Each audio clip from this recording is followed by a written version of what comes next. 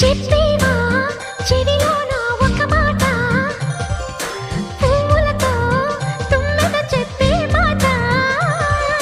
నీ చిరునవ్వు సాక్షిగా తాజ్ మహల్ నాదట, నీ పెదవంచు సాక్షిగా షాజహాను నేనట. నీ తీయని ప్రేమకి నా పెదవే నజరానా, నీ బయటకి నేనిక బానిసనే నెరజానా.